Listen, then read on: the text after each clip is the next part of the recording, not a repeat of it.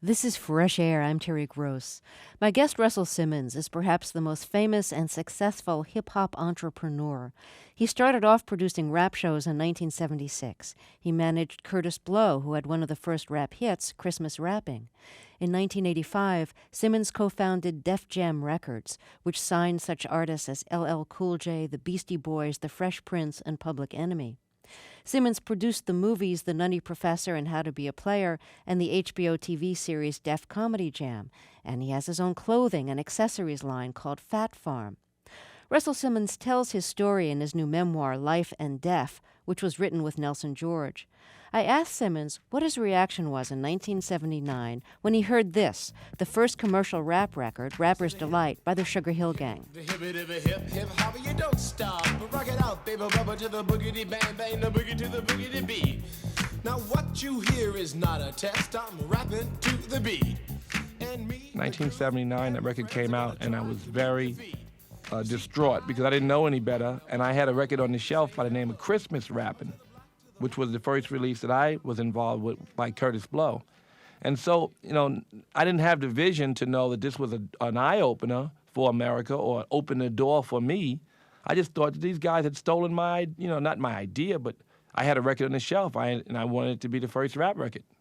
So when I heard it, I kind of, not only was I upset, but so was the whole hip-hop community, because there was a group of artists, DJ Hollywood, Eddie Chiba, the great Grandmaster Flash, Curtis Blow, Lovebug Starsky. These guys were the stars of that genre, and they were performing artists. Now here's a recording artist record by people who were not popular, who borrowed ideas and rhymes from this community and put it on record. So we were all like bummed out because we thought these guys had stolen our music, our ideas, and our culture, and they were selling it, and we weren't. So I didn't realize that Rapper's Delight was the greatest thing that could have happened to me. How was it the greatest thing? Well, because it allowed people to understand that there was profit in rap music, and then it gave Curtis Blow an opportunity to put out his record. I had a Curtis Blow record on the shelf. Again, that record was named Christmas Rapping. It plays every Christmas right now. Why don't we play it now? Introduce it for us. Tell us something about what you think made this record special. Well, it was probably the second rap record to come out, and it was a very, very commercial version of hip hop, but it was honest. It was a hip hopper who was from Harlem. It was the real thing and had built a legitimate following on his own as a performing artist, and it was actually very timely. And every Christmas it's still timely. It's pretty interesting rhymes, and whenever I hear it, I get goosebumps because that was my first experience of being in the record business, which was something, of course, I aspired to and only dreamed about. Okay, so this is Christmas Rapping, and it's Russell Simmons' first record production and Curtis Blow's first recording. 'Twas the night before Christmas, and all through the house... Hold it now, wait, hold it. That's played out. Hit it!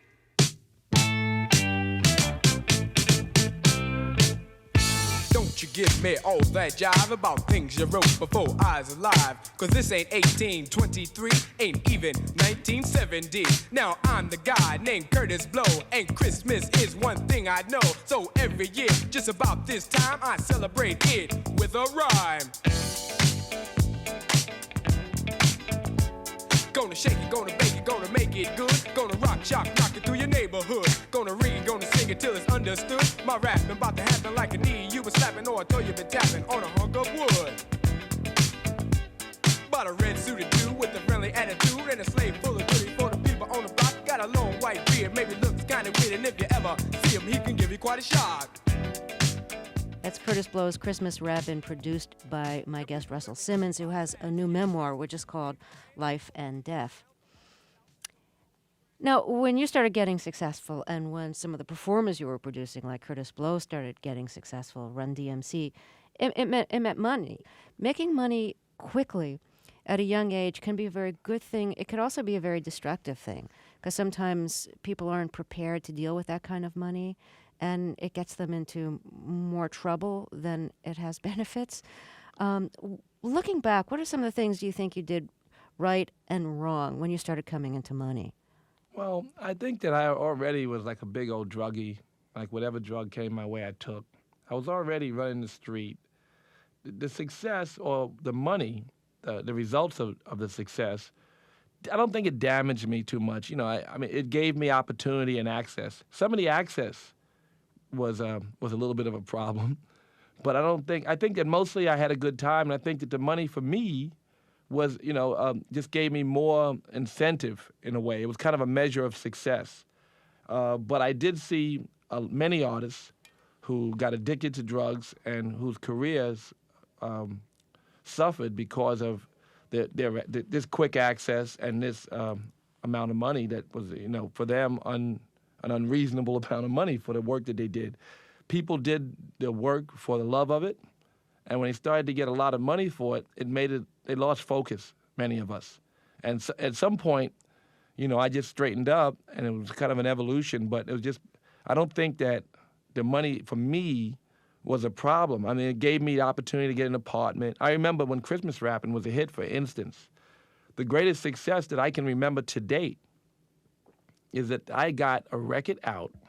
I got a chance to get on a plane and go to Amsterdam, which for me was an amazing experience. I had never been on a plane at all. I went to Amsterdam in 1979 with Curtis Blow. We were treated like we thought we were kings. We got to go to Amsterdam and perform, and we saw people, from other countries, not only Amsterdam, but we went to France, Paris, France specifically, and these people watched us perform, and here we were in this big world with our own music. And when I came back to New York, I was moving into my own apartment. That apartment is probably no bigger than the studios I'm here recording from, but I was in the record business, which was what I wanted to be, and that was a tremendous success, just the ability to go to work every day in an industry that I loved. As a teenager, you were dealing drugs and making money that way. Did you learn anything in the business of dealing drugs that you were able to apply when you became a real businessman? Well, I can tell you that it inspired me to buy for one and sell for two. And that's something that in the black community, we didn't have very many role models who are entrepreneurs.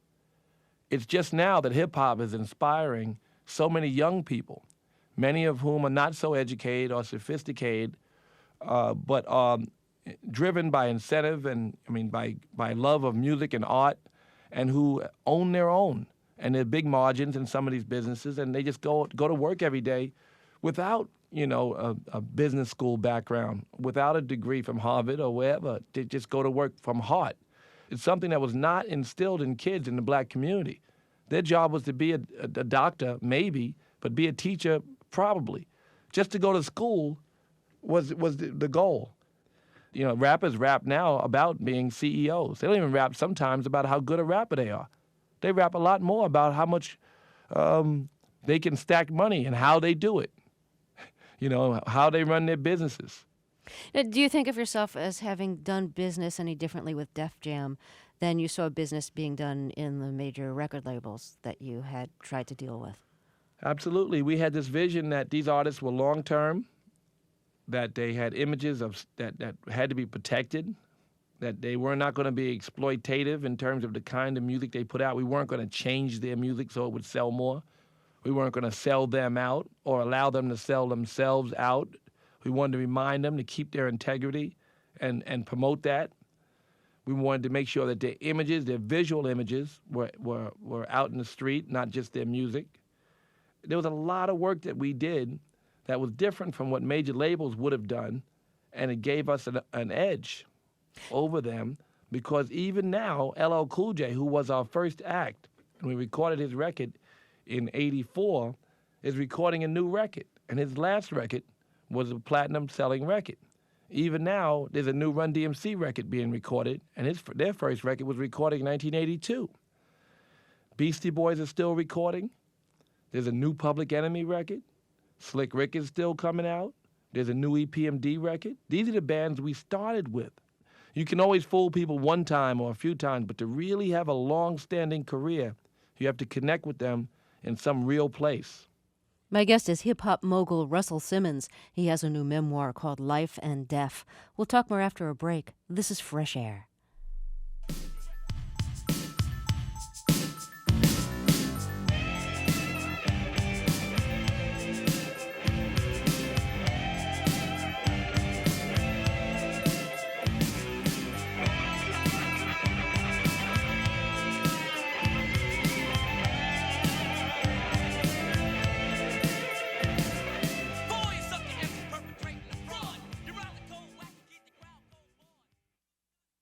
My guest is hip-hop mogul Russell Simmons. He co-founded Def Jam Records, has produced movies and TV shows, and created the clothing and accessories company Phat Farm.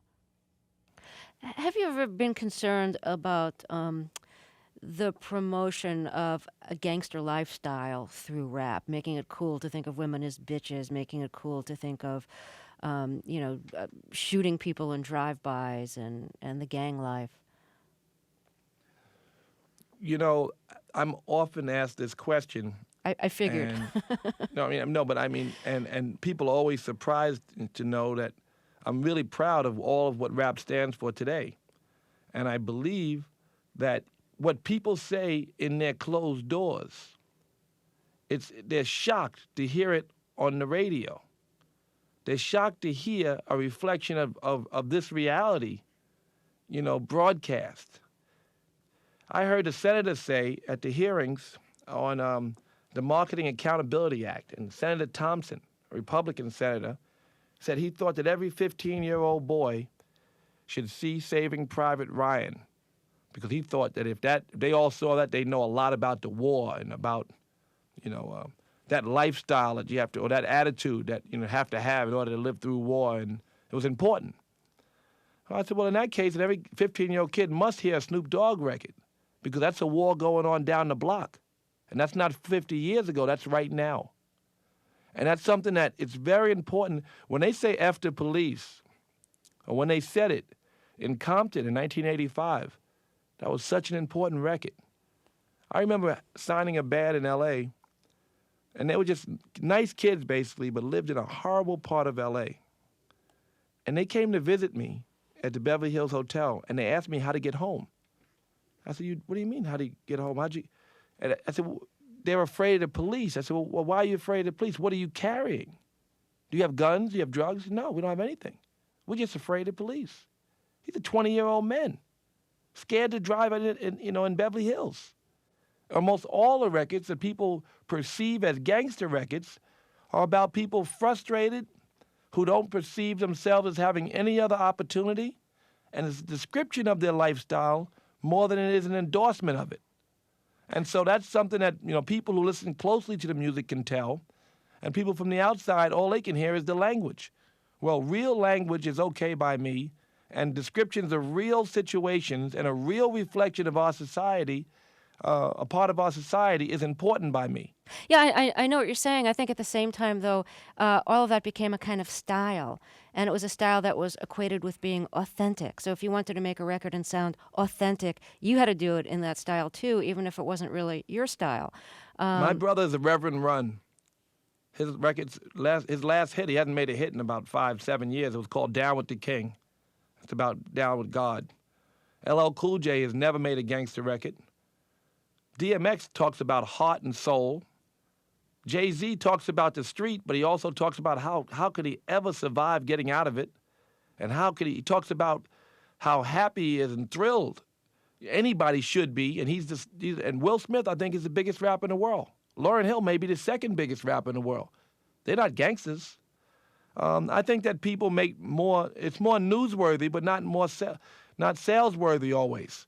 So you may talk about gangster rap because it offends you, but I think there's a lot of good in even those records, but there is a good balance in rap. Although I aspire, as a person who can promote cultural initiatives on my own, to push more social and political rap records, I get what's real, whatever is honest.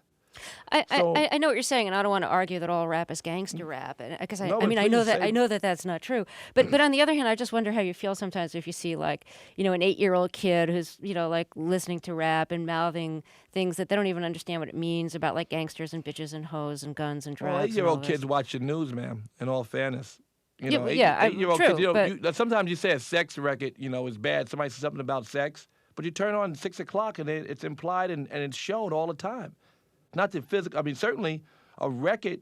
But I'm still asking you how you feel about it when you see it with rap. That the kids just start to aspire to. You're putting something on me that you don't put on the news, that you don't put on daytime television.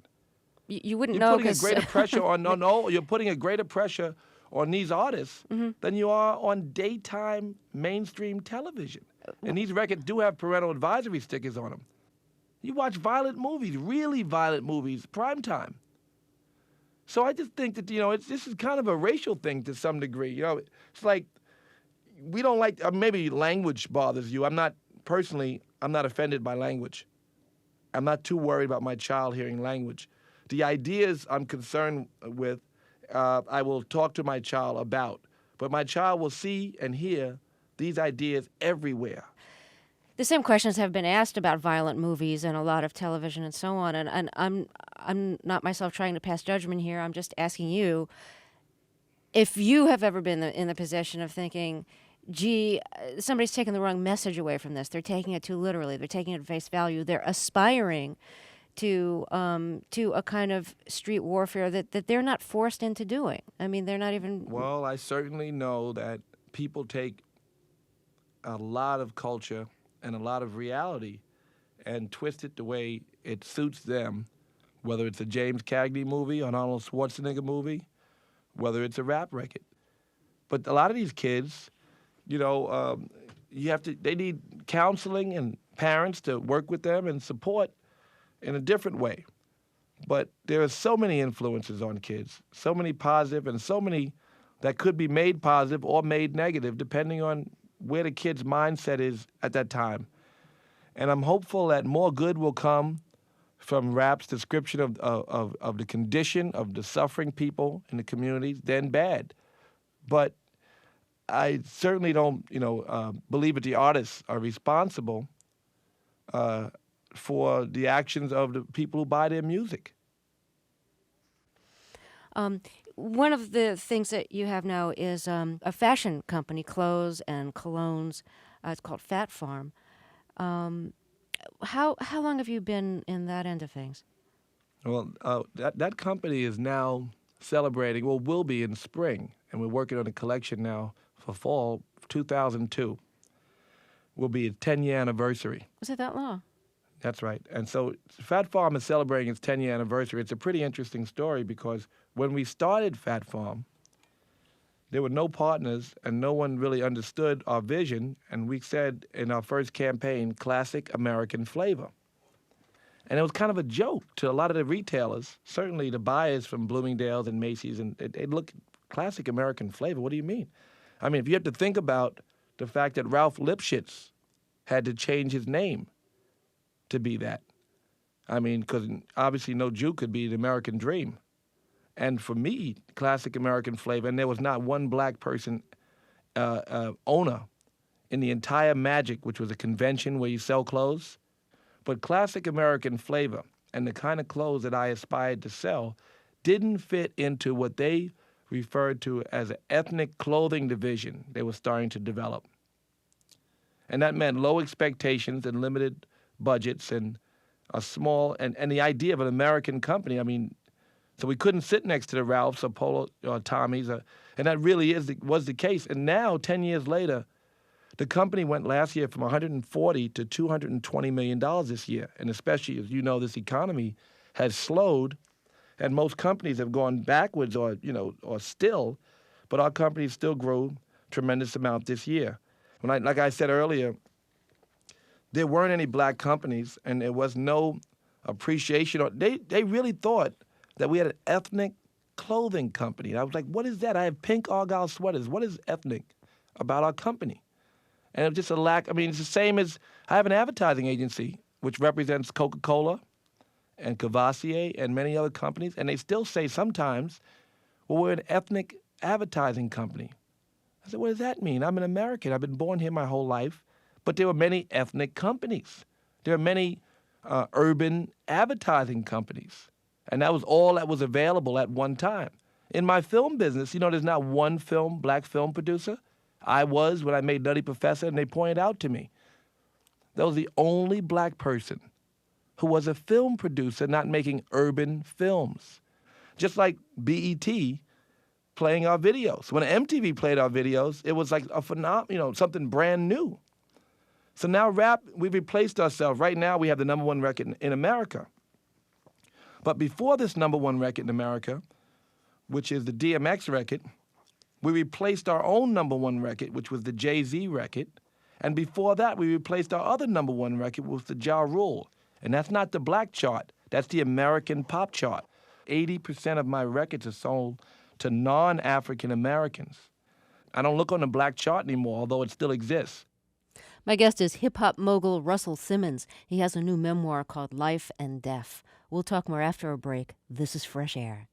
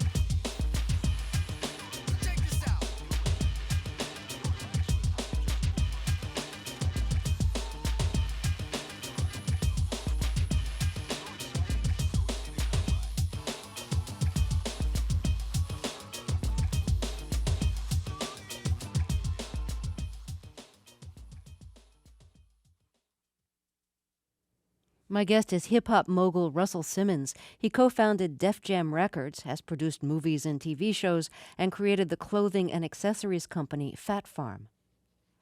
In June of this year, there was a hip-hop summit that you helped organize, and I think one of the things that happened there was that you started a political action committee. What do you want to accomplish with it? What are the issues that you want to put across in Washington? Well, one of the things that we do, and we're funded by the RIAA and the record industry and individual companies, independent companies, is protect us in Washington. As you remember, there was a real aggressive attack, which was newsworthy before September 11th, on hip-hop, whether it's Senator Lieberman's Marketing Accountability Act or the FCC suing radio stations, one for a poet, and the other one for an Eminem record. They were suing radio stations over music. And the Marketing Accountability Act was something that threatened the very foundation of our freedom of speech and our music business. So, of course, we want to protect that industry. But also, we want to inspire a higher level of consciousness amongst many rappers. And so, at that summit, we talked, Puffy and Wycliffe, and Mary J. Blige and Queen Latifah and Will Smith, and many rappers came, and we had meetings about A&R, which is the artist repertoire business of getting the truth out of artists in case there were some artists who were not only telling the truth, but were, as you suggested earlier, talking more about the street than they were living. Talk about what your honest interpretation of life is. Give us the truth. It will sell more. So we had a seminar about that. We had another seminar about what we were going to do to address the Marketing Accountability Act, and that we all agreed at that time that we were going to make sure we not only label the records, but we make sure in radio and television ads that we would make it clear these records, some records were parental advisory. And the third thing we did was we had a speech by Minister Louis Farrakhan, who was a big draw in the hip-hop community, as you know or don't know. And his speech was, I think, very inspirational to a lot of them. Kwame and Fume from the NAACP came. Hugh Price from the Urban League came. Martin Luther King from the SCLC came. Cornel West and all the other intellectuals from Michael Dyson and many other people came and participated. And the idea was to get the adults, because it was their job to reach out to the young people instead of turning their back. You have great organizations like the Urban League that have millions of dollars and great infrastructures that are not connected to the people in the community, or not to the young people in the community. And even Kwame and Fume, who is a real advocate of working with young people, has had to fight his board of directors in order to use young people in the way that, and to reach other young people. I remember when Ben Chavis, who now works for and is the president of the Hip Hop Action Network, was the president of the NAACP. And we did a Rap the Vote campaign with Run-D.M.C. The people at the NAACP were furious. So why would you use these kids to reach these people? Does it ever surprise you that you're not young yourself anymore? That like you've been in this business a long time, and you're in your what, mid-40s now, That's right. I'm 44. and it's such a kind of youth-oriented business, the whole hip hop Well, business. Yeah. I think I feel young. I don't go to every party. I mean, I don't take drugs and go crazy. In fact, I'm a vegan. I don't even eat animals. You know, or any animal product. I won't even eat a piece of fish. But I'm happy, and I don't judge what I've done or what young people do. You know, I think God shined on all of what you consider evil and even good. And I think what you're inspired to do, I mean, I have a very funny philosophy about judgment, a very strong opinion about judgment, although, you know, I just think let it be and, you know, and see what's good in it. And I think that I love young people. I love their spirit because they're able to see what's God in everyone much quicker than some of the older, mostly more rigid people. Young people, it's their job to lead us somewhere more positive. That's why I work so hard on Rap to Vote. That's why I work so hard to inspire young people to speak up, to pick up a newspaper, not only to destroy what their parents gave them, but to give them a new direction. So I love young people. I feel young mostly. I'm in better shape than I was 25 years ago.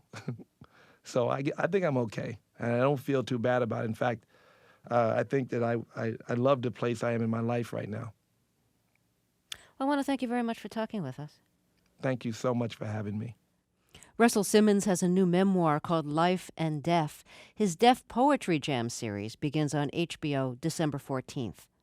Fresh Air's interviews and reviews are produced and edited by Amy Salet, Phyllis Myers, Naomi Person, Monique Nazareth, Anne-Marie Baldonado, Megan Howe, Patty Leswing, and Jessica Chu. I'm Terry Gross.